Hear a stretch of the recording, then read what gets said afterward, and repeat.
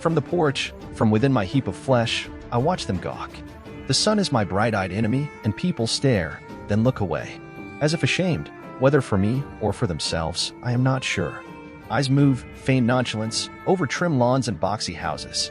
Budding, dirt-brown gardens and plastic lawn gnomes, lingering. Only slightly longer on my too-wide door, my throne-sized chair, the concrete steps where others are wooden. A TV table within arms. Reach holds a large bag of Ripple chips, a chocolate log, a 2-liter bottle of Coke. Furtive looks, nervous and sparrow-like, at my mass. At the clownish shoes and huge balloon pants, at the dark runnels. On my sweat-streaked shirt, their expressions are of disbelief. Sometimes shock, as if they'd encountered a man who'd purposefully fouled himself.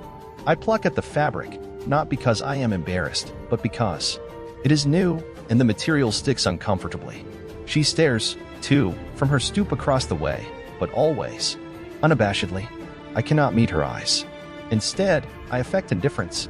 Dab at my forehead with a sodden tissue, leaf slowly through my limp. Paper, peeling apart the pages one after another, almost able to see her through the translucent newsprint. Sometimes I hear snatches of whispers.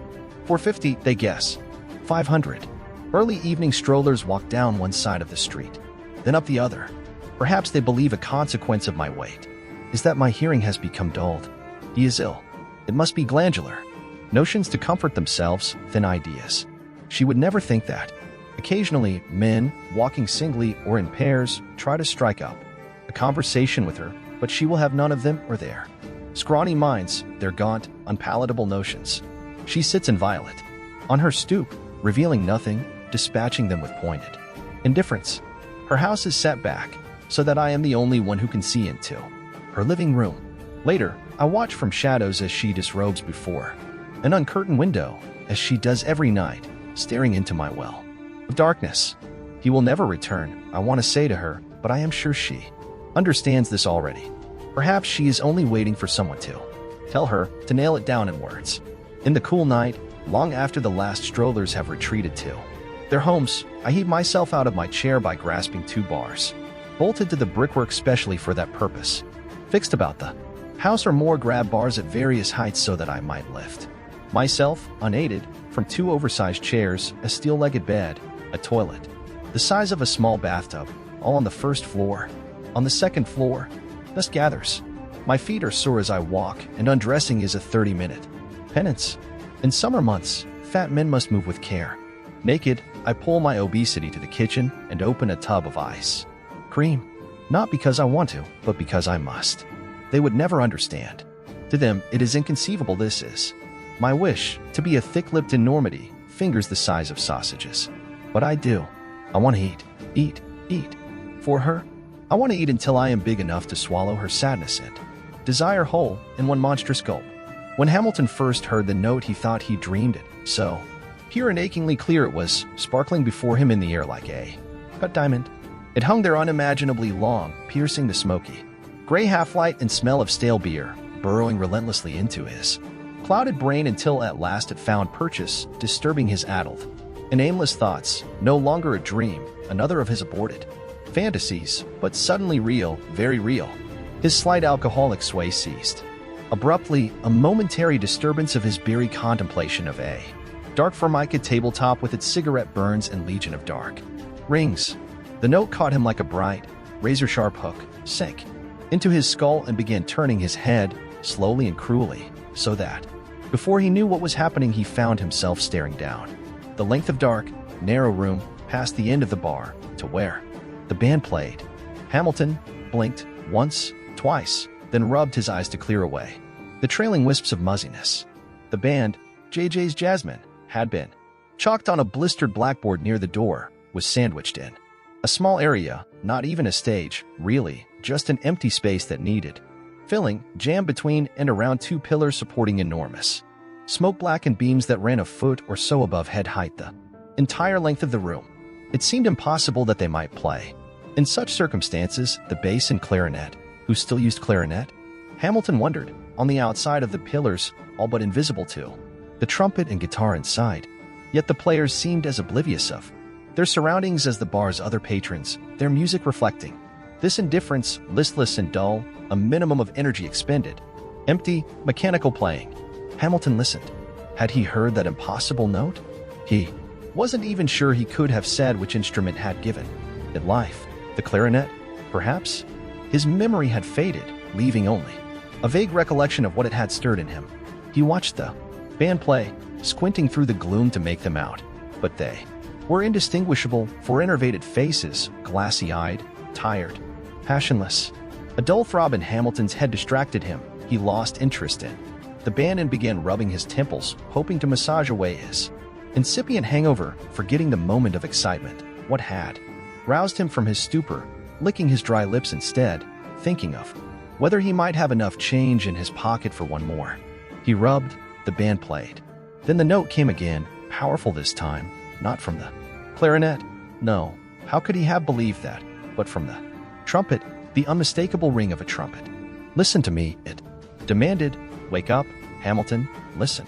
He stared at the trumpet player, watched his leathery, wrinkled cheeks distend as he blew into the mouthpiece, his fingers stationary on the buttons. He listened. As the dark figure blew another like the first two, shifted his fingers, and blew a third and fourth that crackled with ferocity, Hamilton, ridiculously counting them, savoring each one as if it were a rare wine to be sipped and appreciated, feeling inexplicably disappointed as they faded, only to be buoyed when the next note growled around him. 5, 6, 7, and Hamilton began humming 8, 9, 10, a tune he had known, one he had once played years ago, with Buzz Snyder, wasn't it? He pushed his chair back and got unsteadily to his feet, staggering closer so he could see who was cooking on the trumpet. But when he approached, he was puzzled, for though he could still hear those driving, forceful notes, he could see only a stooped old man whose roomy eyes had none of the intensity he'd expected to see in someone wailing, really wailing, but instead had only a sad object stare. Yet, when his fingers moved, the notes came, spilling out, one after another, faster now, a riff Hamilton recalled as tremendously difficult, but executed flawlessly, big, brash, blustery notes of energy and life that took his breath away. He shook his head as if to clear it and looked around for another player, thinking perhaps he had missed something, that maybe someone else was teasing the brass. But he realized there couldn't be. He knew this bar too well, every dust-covered case of empties and rotting ceiling tile, long ago cataloged in his memory. There was no one else. Hamilton took a step closer, now uncertain, hearing those startling notes but unable to connect them with the man before him. He collapsed at the table closest to the band. The others continued, playing in their uncaring fashion, the sound of their instruments, harsher and more irritating next to the heart-wrenching clarity of the trumpet's voice. He could sense the band becoming aware of his presence, purposely ignoring him. He could hear it in their playing. The apathy replaced with a bristling defensiveness. He had always had an ear that way, a gift he'd called it back then. Listening to the better players, he'd been able to tell them what they were feeling. Sometimes, when he knew them well enough, exactly what they'd been thinking. He even acquired something of a reputation as a prophet, an unerring judge of raw talent. Somehow, he could block out the uneven edges and discordant notes, smooth away the rough spots, and imagine, hear what they might be like someday. His band leaders often asked him to sit in on sessions just to listen to hungry youngsters, and then asked him, "What did you think? Any good?" Waiting for him to say, "Yeah, he's got it," or "Nah, no heart."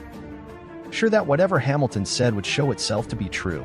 His gift had made him a lot of enemies over the years and spooked enough people to get him fired once or twice, but he had only laughed when it had happened, young and hopeful and sure of himself. But it had been a long time since he'd been sure of himself, of anything really, not since he'd lost himself in a bottle and drunk his music away, sip by sip, until even his gift deserted him.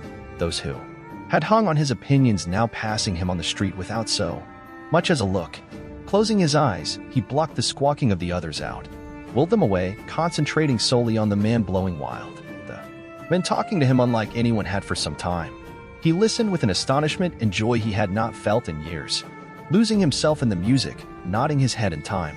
The notes sang through him, resounded in his skull as if it were a concert hall. He could feel the tingling in his fingers, he the old sax player, his fingers moving along the same lines, imagining how he might play it, pausing when the trumpet took off on a ride, running out of control up and down the scales, improvising, yet managing to work seamlessly with. The whole, moving with such authority Hamilton's whole body moved. With it, in it, around it. Yeah, he thought, his heart pounding wildly. Go, man. Blow it. And as it started so it stopped, abruptly and without warning. The final note lingering, echoing, drifting past Hamilton, down the length of the bar, past the pimps and their whores, out the battered little door, into the night. Hamilton clung to it, as a dying man might hang on to the hope of a last-minute cure. But it died, extinguished, a last coal winking out, followed by harsh, raucous laughter and the angry voices of the pimps arguing over one of the girls. He opened his eyes. JJ's jazzmen were packing their instruments into battered cases. Hamilton pushed himself away from the table. Hey, man, he said, his tongue thick with drink, looking at the trumpet player. Hey. 8 dark eyes turned towards him. Their movement stopped. Hamilton suddenly felt foolish. He had wanted to say something, had wanted to acknowledge the thing of beauty he'd just been given, to thank someone for it. But now he wasn't sure what to say. Yeah, it was the trumpet player. His voice was cracked and raspy from too many cigarettes, teeth and hair yellow with nicotine. I played, he said hesitantly. The sax, I mean. The trumpet player shrugged. Man, you were really smoking out there. You were great. I haven't heard playing like that in years. The trumpet player narrowed his eyes. Hamilton could see the wrinkles in his dark skin, could almost imagine the dust in them. What did you mean? Hune? What did you mean by that? He said, his voice crackling with anger. Nothing at all. The old man scowled and stooped over to pick up his case. The others were already packed and moving towards the door. Wait, Hamilton almost shouted at the bent figure. One question. Okay? Just one question. What? What'd want, man? What you were doing. That little ride right at the end. Man, that was great. As good as I ever heard. And I've heard a lot. Well, you ain't hearing so good now. I didn't play no ride. Sure you did, Hamilton said excitedly. You know what I mean? Where you spun off just before the all-in. You know, he said again, and began humming it as best he could, though he had never heard it before, trying to recall every note of that unlikely improvisation. As he hummed, he watched the old man's expression, watched his face freeze, become cold and hard as winter stone. He stopped humming. You know, he said again, quietly, a question this time, not sure why, but aware he had done something wrong. I didn't play no ride like that. Anger filled the old man's voice, and Hamilton could see his hands trembling.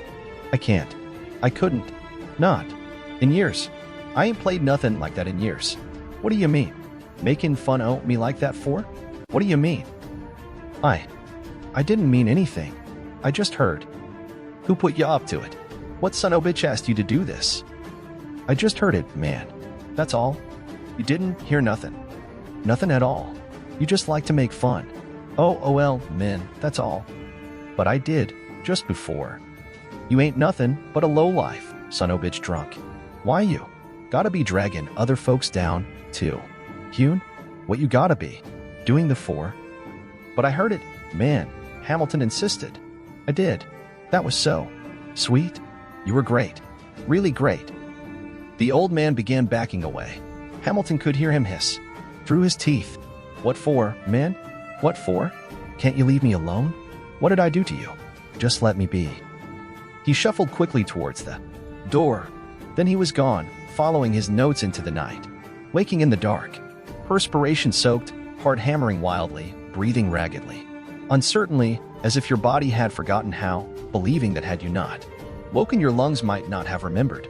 A short while later, when you've calmed down, when your respiration has become more or less regular again, when the banging in your chest has been reduced to merely a steady knock, the reality of your flat brings you back down, all the way down, the torn and discolored wallpaper, dripping sounds from the rusty sink, the startled roaches scurrying for cover whenever you move, the creak of the old bed as you roll over to find that half-finished smoke, all nailing you firmly down to earth once more, placing you squarely in the monotony of your wasted, unchanging life. Not a life, really, you think, merely an exercise, mechanical, without meaning. You remember, then, and your heart skips a beat. You close your eyes, trying to bring it back, but it's too late. The memory has faded, the music has fled. When Hamilton returned the next day, all that remained of the band was the faint, half-erased word "Zmin" on the blackboard, over which a new name had been scratched raggedly. Hamilton stood there, trembling slightly. He hadn't had a drink for hours, wanting to be as clean as possible. Ordinarily, he didn't pay much attention to the shakes, considering them to be a natural rhythm, but this time, there was something else, something he couldn't define that made his condition intensely uncomfortable. They had gone where the sullen bartender couldn't, or wouldn't, tell him. So, Hamilton left and wandered down the street, searching through bus shelters and dark alleys for newspapers that might have club listings. And though he managed to collect a few, JJ's Jasmine were nowhere to be found in their pages. He returned to his small, damp room, turned on his hot plate and warmed his hands. They still trembled, yet he felt detached, as if they were someone else's hands, that this craving for a drink was not his, or at least had been replaced, usurped, by another need, something that ran stronger and deeper. When the room began to warm a little, Hamilton moved over to his bed where he had laid the soggy papers and read through them again, hoping, though he knew better, to find some sign of that Jasmine. Delivering flyers didn't pay much. Anyway, he never delivered them all, sometimes trashing them, other times putting 3 or 4 in every mailbox. But it did pay enough for his room and gave him a few dollars which he normally spent on beer or something stronger when he could afford it. He hadn't been reduced to bitters yet, though he'd been tempted once or twice. It was still a point of pride with him. This time, however, Hamilton didn't run out and buy a bottle. When the route manager placed the money in his hand, rather he closed his fingers around the bills tightly, and with it balled up in his fist he walked back to his flat, past his usual haunts, stopping on the way only once, to buy a newspaper. At home he placed the paper carefully on his bed, gingerly, turning the pages until he found the entertainment section. He ran his finger down the columns with club listings. Nothing. He guessed. They were a local band. With the exception of the trumpet player, they weren't talented enough to be anything else. He searched again, this time noting all the clubs that held jam sessions. He carefully folded the paper, moved it to the end of the bed, and laid down next to it. Shaking slightly, sweating despite the cold, Hamilton began with the local clubs. He spent the first few days drifting from one bar to another, managing to visit 4 that were within walking distance. There were 2 or 3 others he would have liked to go to, but he didn't think he would be able to get past the bouncer, or at least not looking as he did. Besides, he reasoned, a band like JJ's Jasmine would have been as welcome in those places as he was. But who could tell where they might surface next? Jams seemed the most likely, but when and where was difficult to say. Most sessions were held only once a week in each bar, and though Hamilton looked and listened intently, he saw only hungry young musicians paying their dues, unable to find any trace of the Jasmine. In the second week he took the crosstown bus, saving his money for the fares and, when necessary, cover charges so that he might visit 2 clubs a week. By the 3rd week Hamilton had run out of legitimate clubs. There simply weren't that many places these days, at least not many, for clientele of his type. He began moving into the empty hours of the night, going to dark after-hours clubs, chasing them to their elusive locations, only to be disappointed after paying dearly to enter. This occupied 2 more weeks, and he found himself growing steadily despondent, watching his meager resources dwindle, figuring in his head how many beers he might have had instead. Then, walking home after a day of delivering flyers, intent on the hard, cracked concrete of the sidewalk, oblivious to the crowd shouldering past him, he heard it. Amid the honks, the hiss of tires sighing on the pavement, obscured by the thrum of engines, Hamilton heard it. He stopped, dead, heart pounding, ignoring the pressure of the crowd, straightening up from his habitual stoop, straining his senses. Different this time, he thought, a cornet this time, not a trumpet, but somehow still the same arresting quality, the same pureness, the same beauty. Then it came again, a playful note, chased by another, laughing music, chittering and skittering across the heaps of metal to Hamilton. The sound was full of joy, jumping from car to car, deliriously happy to be free upon the world. The note swirled and skidded around him, tittering and chortling, inviting him to jump and run, to dance and sing, to cry out with delight. Across the street he saw the source, but it wasn't the old trumpet player. It was a gangly boy, all elbows and knees, standing, his back to a wall of large gray cinder blocks of the new bank building, long fingers jumping frenetically from button to button on his piece, rocking wildly. Back and forth on his heels, looking like he might lose his balance at any moment. He played his laughter. It flowed out of the bell of his horn in great bursts, electrifying the air, infecting Hamilton with its enthusiasm. Hamilton could see the boy's face beneath a shock of red hair, could see the ecstasy written on it, could read clearly in the notes the wild abandon, the soaring delirium. Hamilton struggled back against the current of the crowd, shoved his way across the intersection until he stood in front of that boy who was still freewheeling, hammering crazily on those keys so hard Hamilton thought he might push them right into the valves.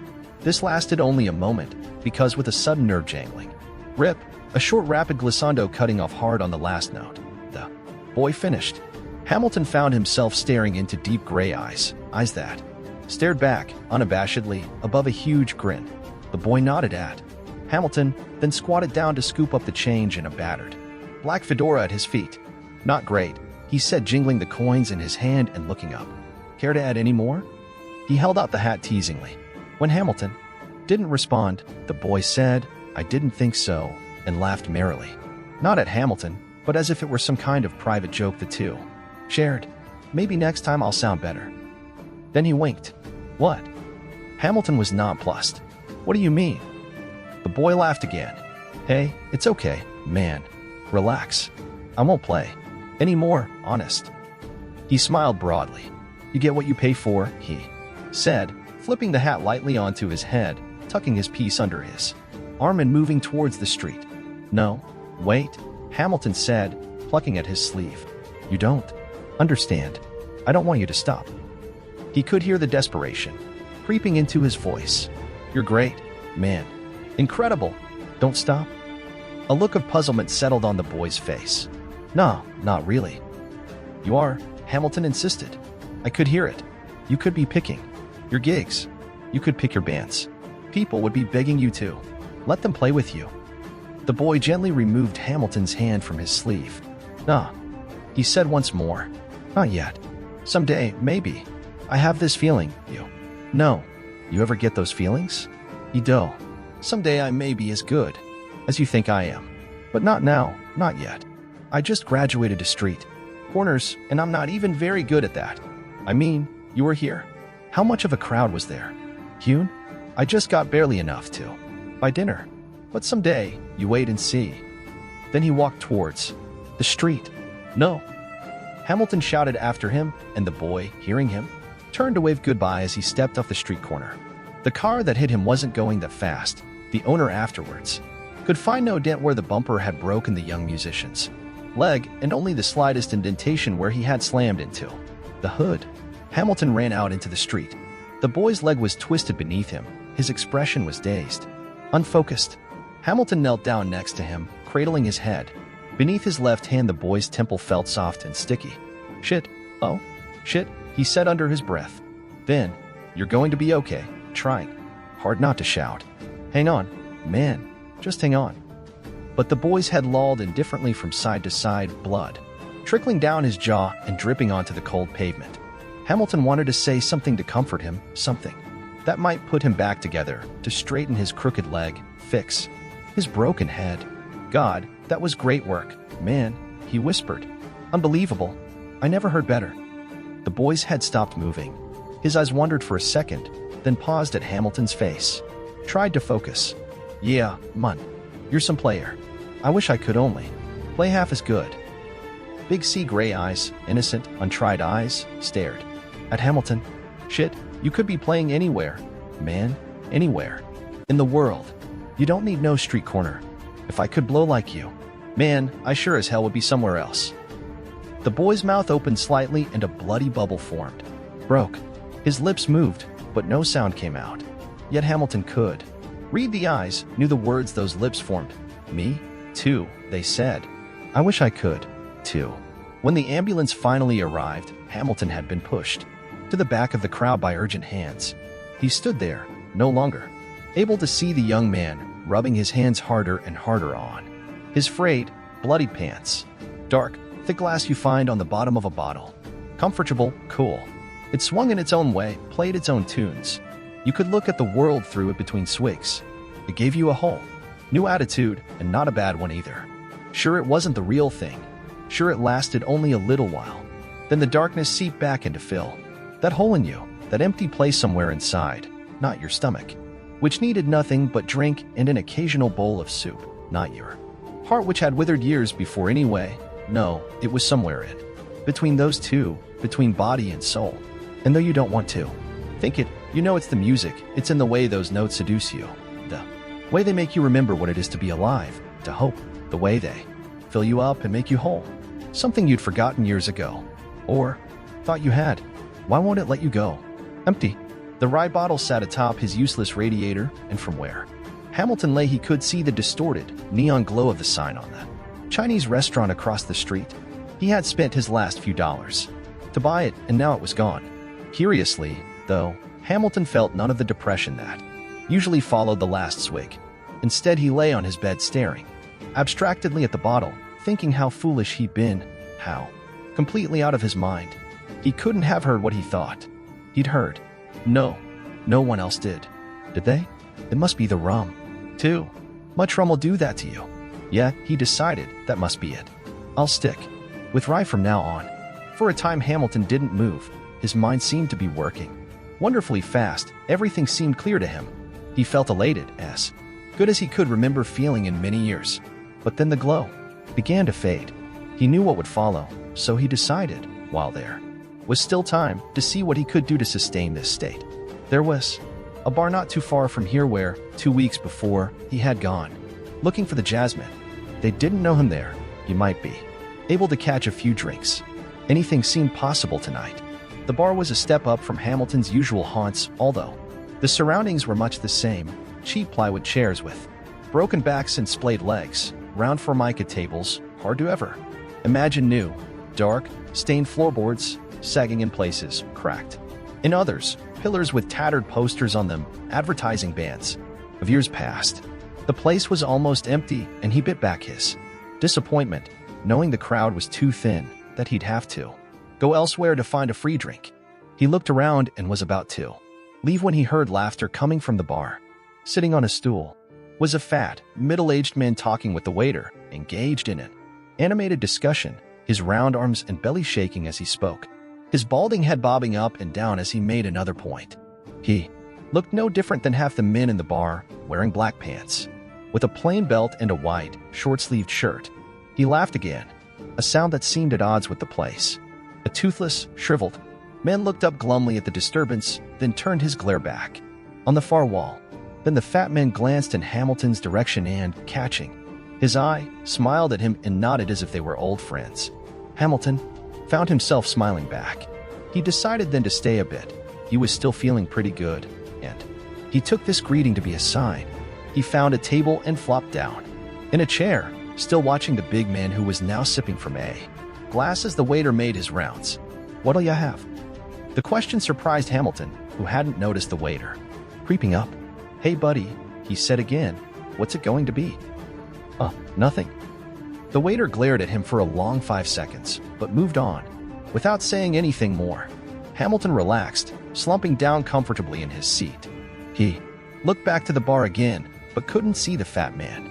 He was startled, instead, to see his bulk loom suddenly around a pillar and head directly towards him. The man walked up to Hamilton's table, nodded, and continued past. Hamilton swung around.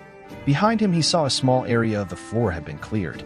There were 2 folding chairs, one into which the fat man settled himself, the other on which an alto sax lay flat. The fat man picked up the instrument, placed his lips carefully, lovingly, on the mouthpiece and blew. Hamilton went rigid.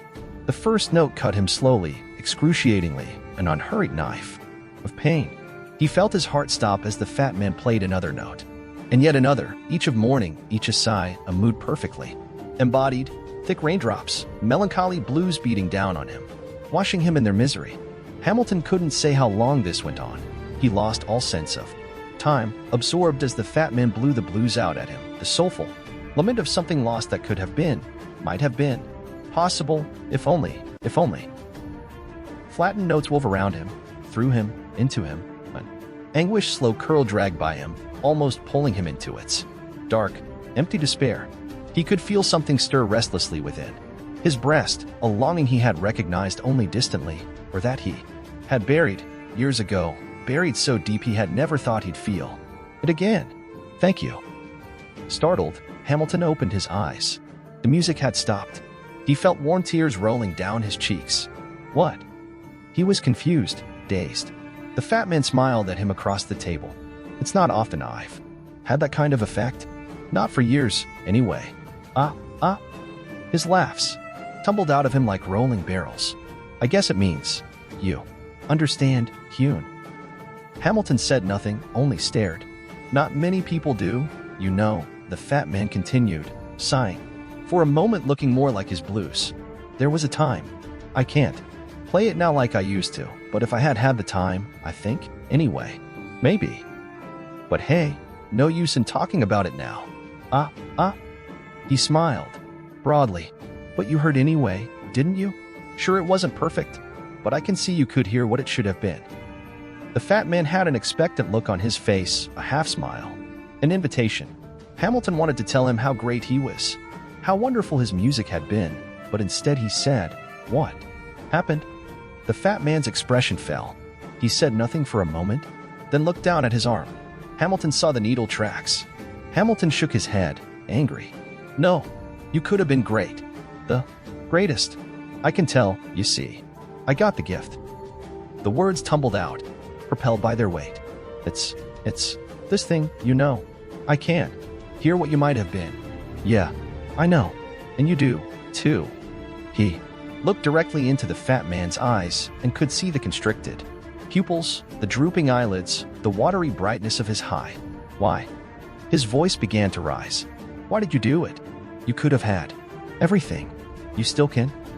The fat man raised his eyebrows quizzically. Sure, Hamilton said quickly. Sure you can. All you've got to do is clean yourself up. That's all. The fat man mocked Hamilton's tone. Why? Then he laughed. But it was a bitter laugh. Maybe I don't want to. Maybe I can't. Maybe. I just don't have a choice. Maybe none of us ever do. What do you mean? The fat man smiled wickedly. You play, don't you? Hamilton stared blankly at him. How'd you know? Your fingers. They moved when I played. I used to, Hamilton said uncertainly, holding his hands above the table and staring at them as if they weren't part of him. They shook. Used to. Yeah, he said, his voice suddenly small. Sax? Yeah, unable to meet the fat man's glassy eyes. Yeah. Well, there it is. The fat man gestured, still smiling crookedly. Go ahead. Play. No. I don't think.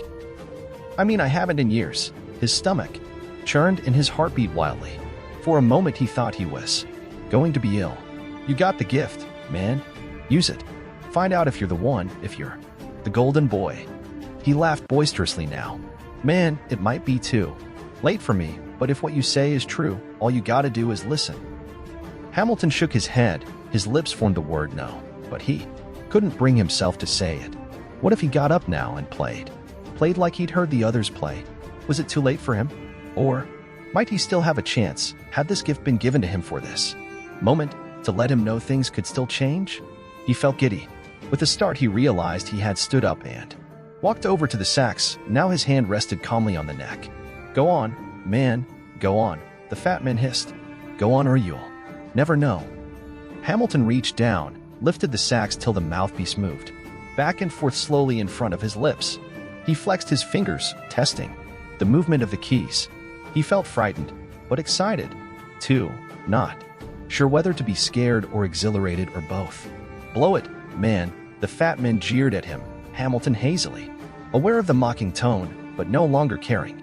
A strange belief in himself began to grow.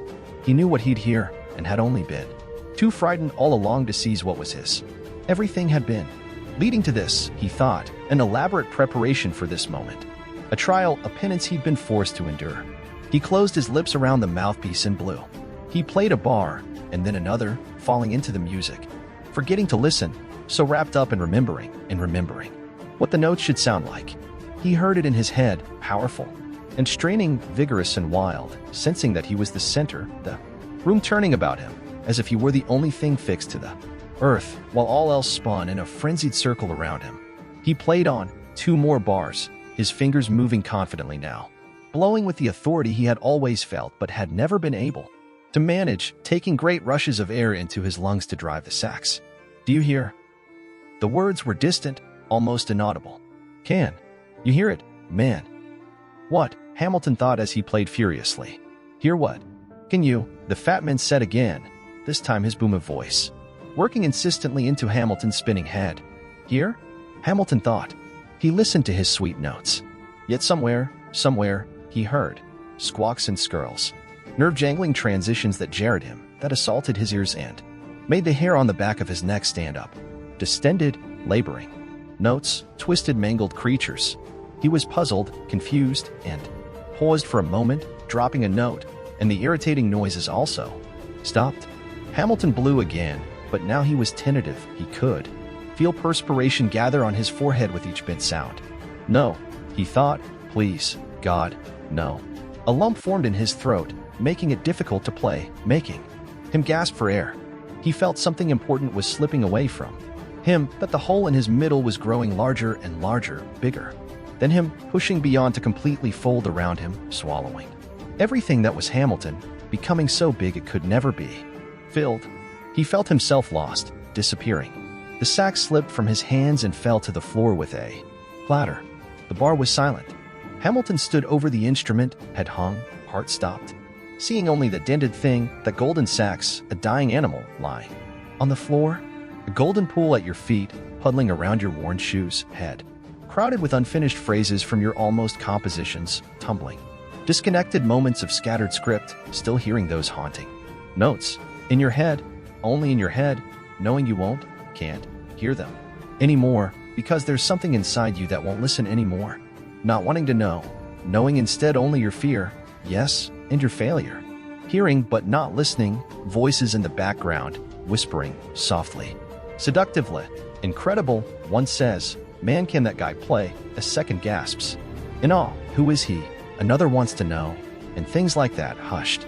Reverent whispers, but you can't take the chance, not now, hearing them. But not listening, having given up hope for the certainty of the bottle too long ago, stumbling towards the door and the next drink, nearly tripping on a broken floorboard, fleeing the aching, frightening uncertainties of the future. My cell is small, Robin, 7 paces from end to end, 3 from side to side, and sometimes I think it too small for sanity, too narrow for any sort of clear understanding. You of all people should know what I mean, trapped in your own prison, your own desires. Not like this one, no, but a prison all the same.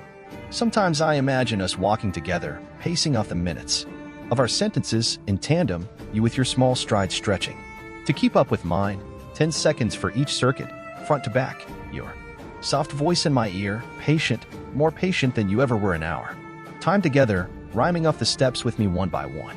I know you are satisfied for now, and with each passing moment I can feel your smile growing inside me like a tumor. For I have done what you wanted, Robin, spoken in your place. I killed her for you.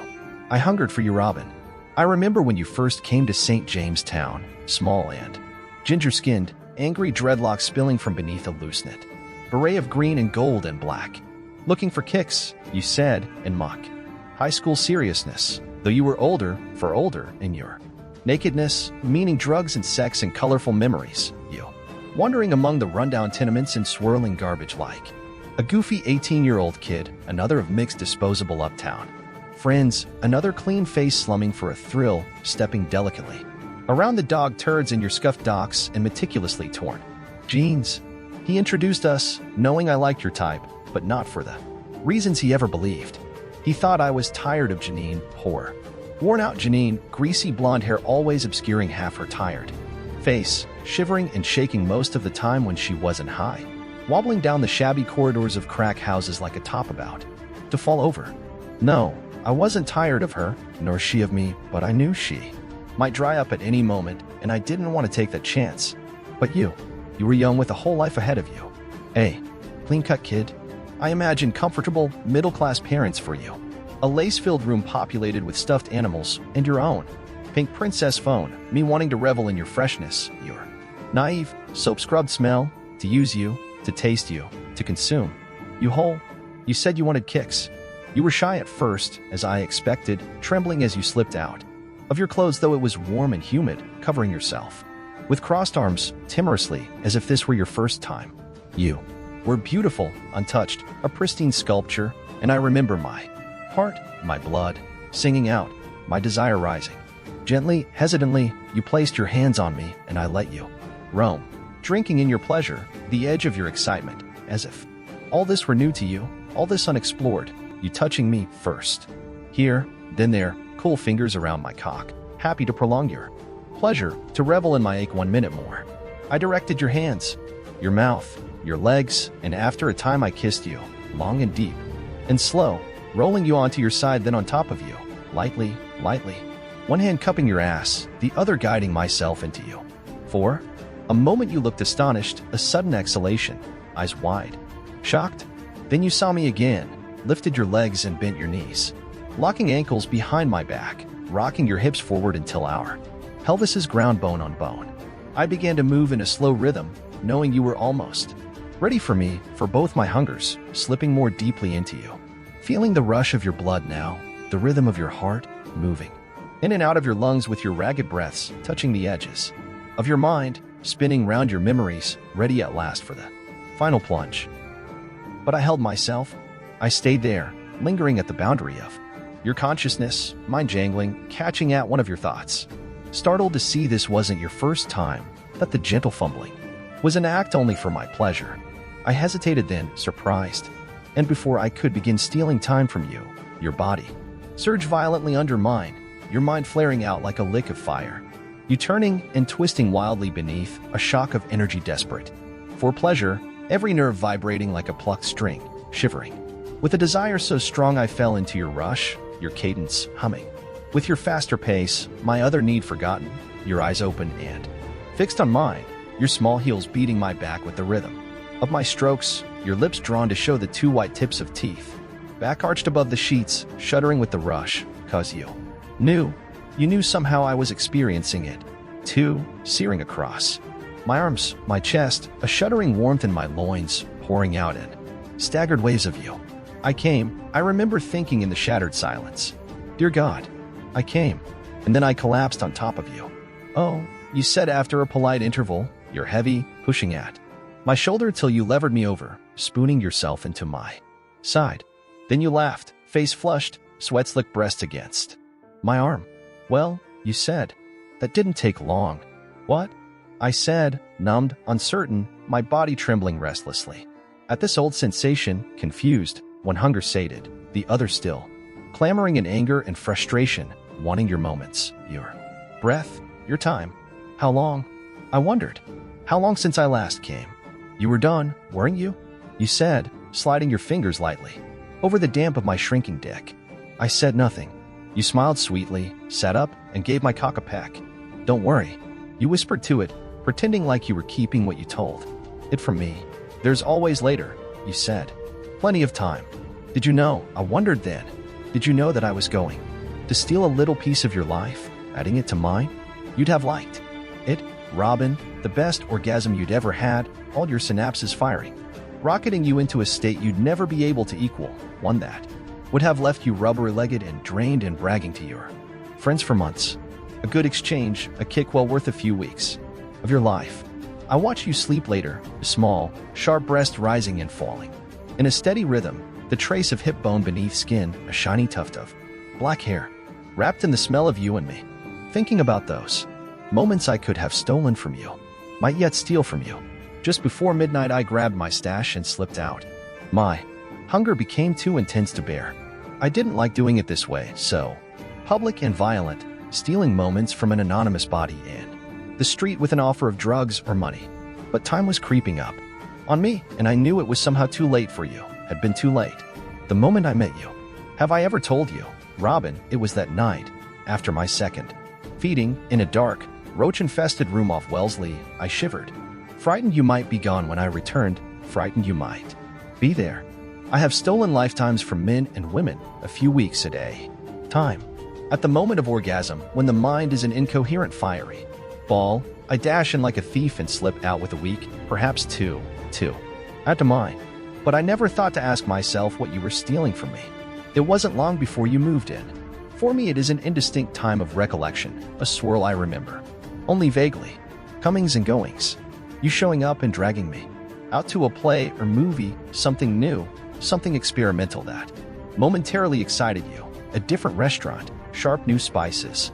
Another cheap thrill, anything to try to eradicate the memory of what you insisted was a mundane life.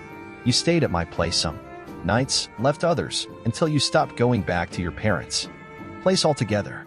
How you loved my friends and their vials and needles and foil packets. I lied, told you I didn't have any money, not enough to buy that shit, but you still managed to catch a pill here, a joint there. Sitting cross-legged on my worn little couch with your prize, puffing.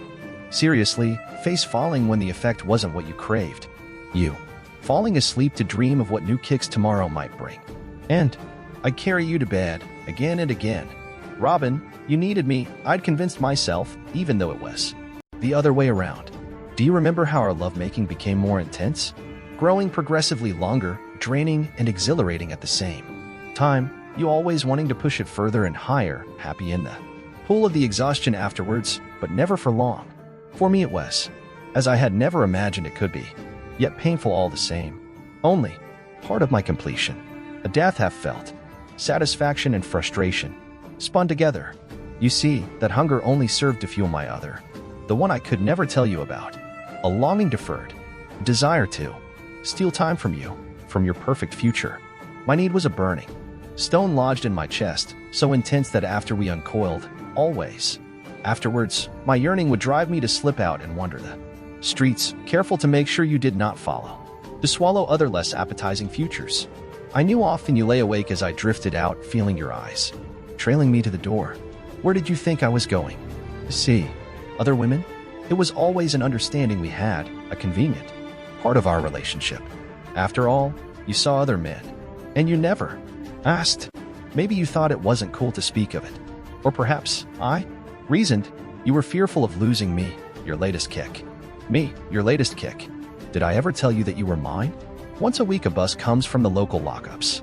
I stare at the faces as they drift past, appraising them, their expressions, calculating and cagey, some desperate, some stupid. First-timers look tired, harried, dark rings beneath their eyes, while the pros are cool and uncaring, flashing smiles at half-remembered faces. Then there are those trailing at the end, slack-jawed, eyes dark and withdrawn, nervous or too stupid to be nervous, unaware that time has already begun to slow with each step. Once in a while, there is an innocent face. Fresh meat, I think. And later, after they've settled, I offer them a cigarette. We smoke in silence, leaning against a wall, and I remember you, Robin, your lip caught between your teeth, staring at a magazine, or your tongue twisted with mine, your body tense and waiting, and I think, my God, I'm caught. I'm a captive, and I'll never be free. It was a foolish pang of hunger. You were supposed to be at work, breakfast shift, a job in the diner, around the corner for pocket money.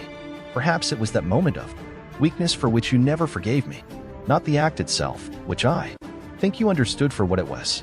3 months together, and I had been careful to rent rooms, to haunt neighborhoods far away. You were supposed to be at work. I shouldn't have brought Janine back to our place. Should never have talked her into our bed, hiding our circle of dampness beneath the sheets from her. A promise of $20. Me on top, brushing her greasy blonde locks from dispassionate, empty eyes. But I was desperate, so desperate, for her time. Had you waited for this, Robin, biding your time? I saw you first in her mind, me sliding into her without thinking. A reflex wrapping myself around her memories, her moments yet too. Come, she must have seen you over my shoulder, leaning over us, for there you were, Janine's idea of you, a naked woman-child with an odd expression, seeing you in a way, as an image, I no longer could. Then I felt you pressing against my back, distantly, for my mind was already submerged in hers, your arms and legs covering mine. Like a sheath, your wetness moist on my leg, urging me on, your mind, your thoughts there. Too, the three of us now connected by our urgency, our need. I knew this was what you wanted, more than anything else. The ultimate kick. I pulled too hard, pulled too fast, and she bucked beneath me. With a frenzy you had never matched, could never match, eyes white and rolling in her head, her mind wild with longing and death. Spittle at the corners of her mouth, me drinking her in, taking her in. Monstrous gulps and passing it all to you. A conduit, not careful, not caring, but doing only what you demanded, draining her future away. In her mind until there was nothing but us, together, howling yes. Our hunger became a single roaring beast, dragging her life out, not thinking to stop as we raged through her, only the hunger important. Consuming us as it consumed her, ripping from her a deep scream that tailed away. She passed out, her body quivering, spasming, losing control, the stink of her coiling up around as she soiled the bed. I tried to withdraw, to pull out, but it was too late, for it was you, Robin, you who were in control, compelling us forward, drinking her lives through me as if I were a thin wire, overheating, mind-blinding white and burning. Without remorse, until the feeling was everything, and I remembered nothing more. When I woke, you were gone. A pounding on the door. I shivered, sat up, drained and weak, in a pool of congealing blood and vomit. Could any of it have been yours? Janine was on the floor, propped next to the mattress, hands arranged neatly in her lap, half my stash tucked between her legs, needle hanging from the bruised flesh of her arm, a trickle of blood dripping from her earlobe. Onto the crumpled baggie. Police, a voice shouted. And you weren't there.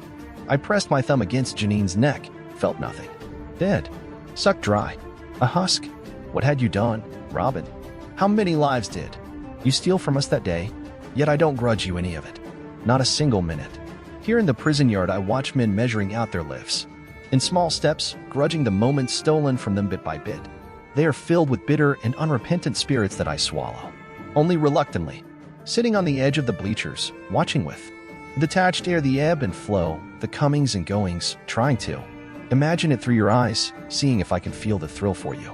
Drawing on the parts of you left in me, as you would have wanted to. Letting it wash around me, through me, without touching anything inside but you. Why, Robin? Why didn't you take everything? Why'd you let me? Live? I watched them standing in clutches, cigarettes burning down with their lives, and try to let your hunger direct me, perhaps to this one, perhaps to that one, helping me pick the life you'd have wanted.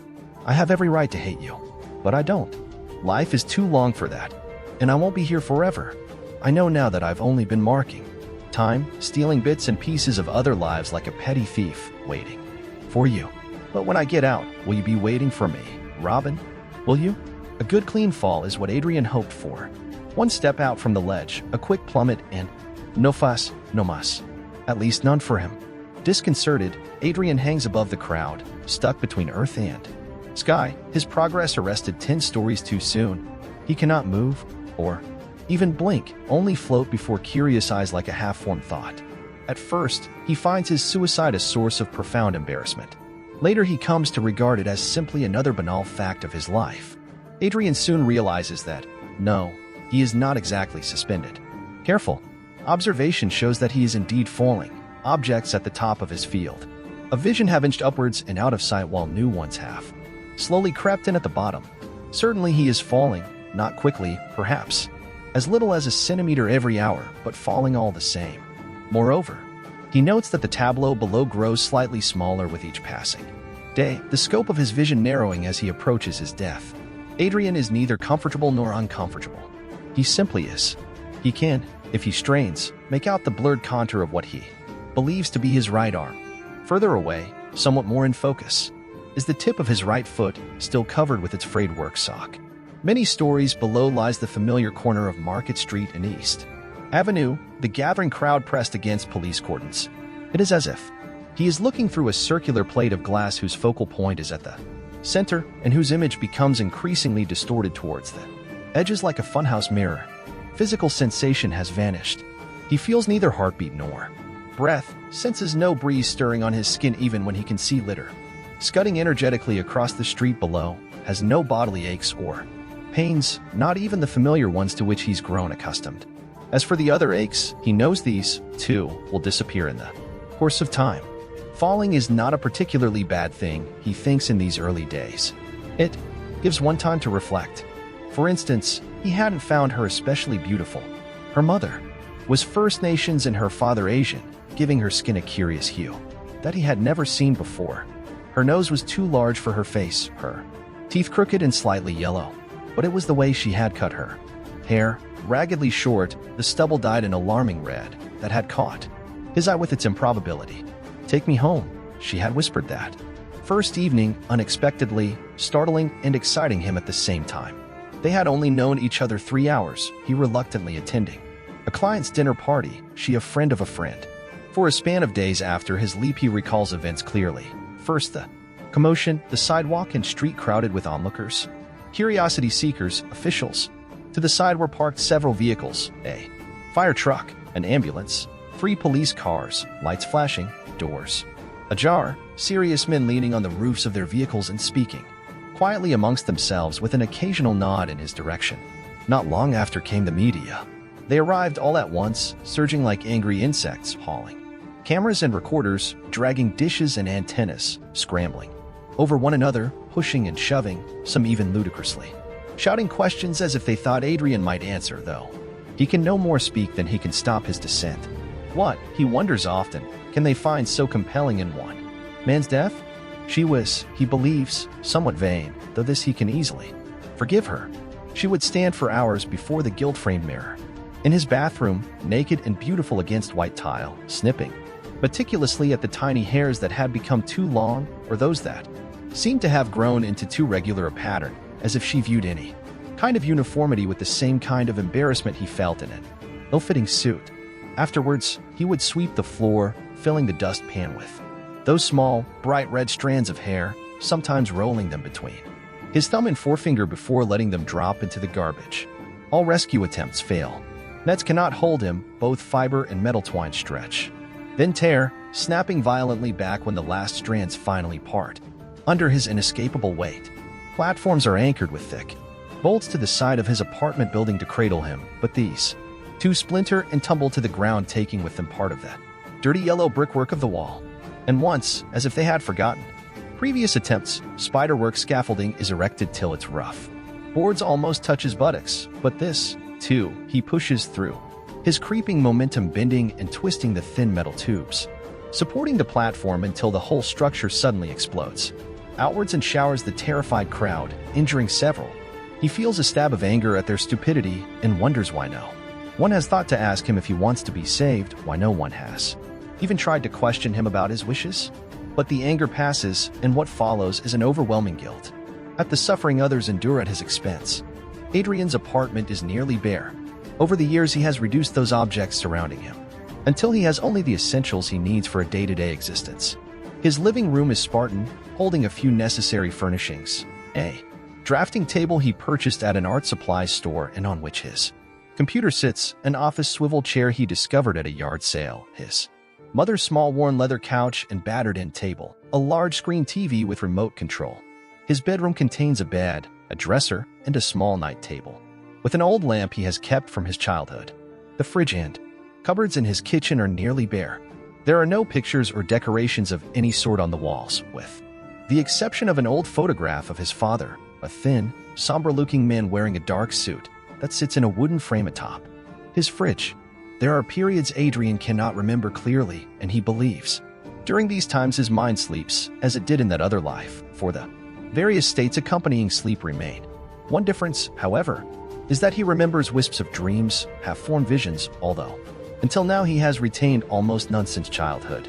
He dreams outlines of hard, unforgiving geometric patterns, squares and triangles, cubes and blocks against a brilliant white background that leave burning after-images when he returns to consciousness.